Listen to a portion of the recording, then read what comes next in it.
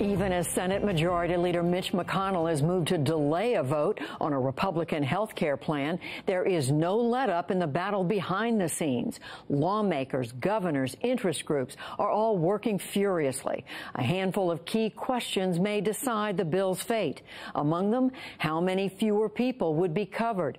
And will cheaper insurance make it more appealing, or would it be too skimpy for too many? Dr. Ezekiel Emanuel is one of the original architects behind Obamacare. He's the author of the new book, Prescription for the Future. And Avik Roy is co-founder and president of the Foundation for Research on Equal Opportunity. It's a think tank based in Austin, Texas. He's been a health care advisor to Republican presidential candidates, including Mitt Romney. And we welcome both of you to the program. Avik Roy, let me start with you. We don't have an analysis yet of this Senate bill, this new Senate bill by the Congressional Budget Office, but there was an analysis done by the health care firm Avik. It is forecasting that this bill would lead to federal Medicaid funding reductions ranging from 27% to 39% in all 50 states. Doesn't that make it understandable why even Republicans are still struggling to support this bill? Well, Judy, there's a bit of misunderstanding as to exactly what the source of those changes to Medicaid are. There are really two major components. There's the first, which is the repeal of Obamacare's expansion of the Medicaid program, which is replaced by a robust system of tax credits for those individuals, those enrollees, to buy private coverage. So that's about 85 to 95% of the money that you're describing. Then there's a small component, which is per capita reforms, a Bill Clinton proposal from 1994 to make the long-term Medicaid program more fiscally sustainable. And that's the piece that really matters to those governors, particularly in states that didn't expand Medicaid, because that's going to be a pretty gradual but important reform to make the Medicaid program fiscally sustainable. So the first piece, the big piece, replaced by tax credits to afford coverage for those individuals. And the second piece for the legacy program, a very gradual and sensible and bipartisan approach to Medicaid reform. So, Avik Roy, just so that I understand, you're saying that these cuts are not as draconian as they sound. Exactly. All right. Dr. Zeke Emanuel. I don't know, when you cut $770 billion out of a program over 10 years, and when the CBO says 15 million people are going to lose Medicaid coverage, and let's remember who those 15 million people are. They're the working poor. They're able-bodied people who are generally working. Two-thirds to three-quarters of them work at jobs. It's just their employers don't provide insurance. Avik says, well, we're going to give them a subsidy. Remember, the subsidies they give are less than the subsidies that the Obamacare proposal gives, and they go to a much, much smaller level. The insurance they cover is much less. It is not comparable. You can't cut $770 billion and say, oh, it's not going to affect anything. 22 million people are going to lose coverage because of this bill. Avik Roy, how do you answer that? Yeah, so the CBO estimate, this 22 million number that Zeke is talking about, is largely driven by erroneous aspects of the Congressional Budget Office's methodology. The CBO believes that 15 million people will drop out of the insurance market in 2018 because they will no longer face a fine for not purchasing coverage, the individual mandate that we all hear so much about. And ultimately, about 18 million of that 22 million is driven by the lack of a fine forcing people to have coverage. So it's not driven by a lack of funding. There's robust funding. You don't like the message, to help individuals buy insurance. No, but this is a fundamental problem with the CBO's methodology. It's the reason why Obamacare has an individual mandate in the first place. Senator Obama in 2008, he opposed having an individual mandate in his bill, and it was only included because the CBO told him that 16 million coverage, the statistic of coverage, would be affected by that. All right, I don't want to spend the whole time on the CBO, the Congressional Budget Office, but just a quick response to that. Well, again, I think he's just attacking the messenger because he doesn't like the message. And the fact is that the CBO is the independent arbiter.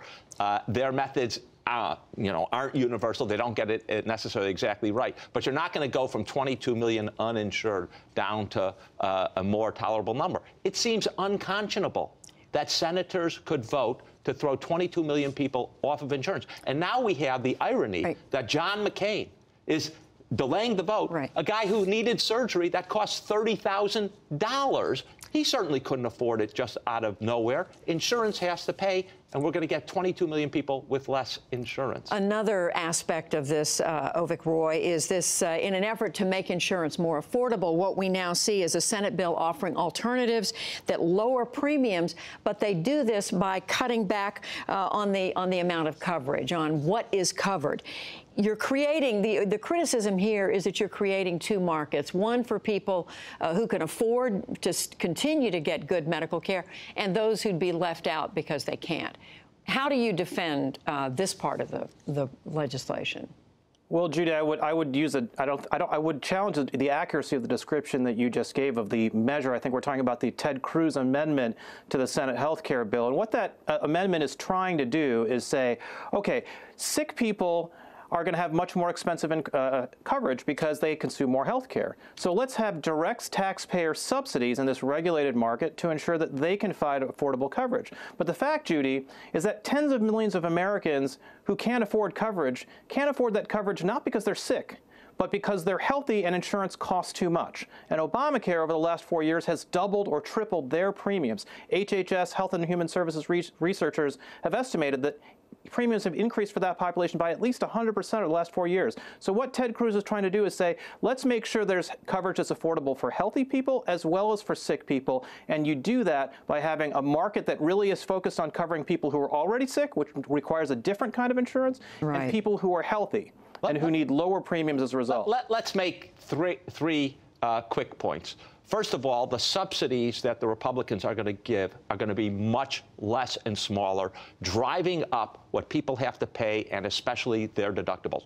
They don't do anything about affordability in this bill at all. They don't change the long-term trajectory of health care costs one bit. Second of all, the fact is that every medical organization has come out against this bill and says it's going to be bad for patients, and the health insurance industry says that what Avik Roy just said is basically false. You will segment the market. You're going to take healthy people, you're going to separate them, you're going to put the sick people in a market, and then you're going to reduce the subsidies you give them to buy insurance because the insurance is pegged at a much skimpier package.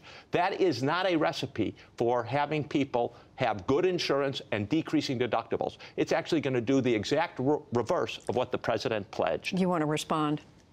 Absolutely. So I would challenge a number of things that Zeke said there, as you would expect.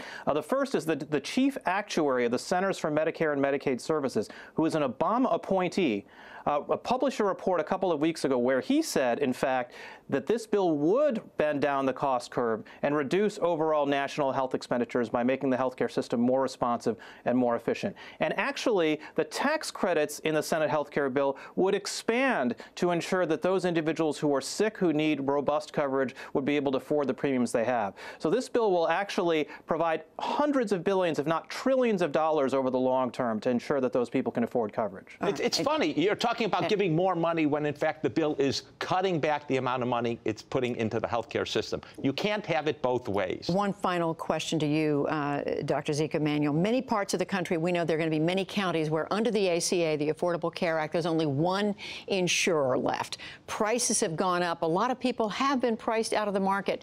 And this is completely aside from what the Republicans are trying to do. Well, it's not. No, I would disagree with you there, Judy, because the uncertainty they've created in the market, the Republicans, Marco Rubio, removed the risk corridors and the reinsurance proposal. They've also created uncertainty about whether they're going to pay the cost-sharing subsidies. Those are subsidies to families making less than $70,000 to pay their deductibles. That actually drives premiums up.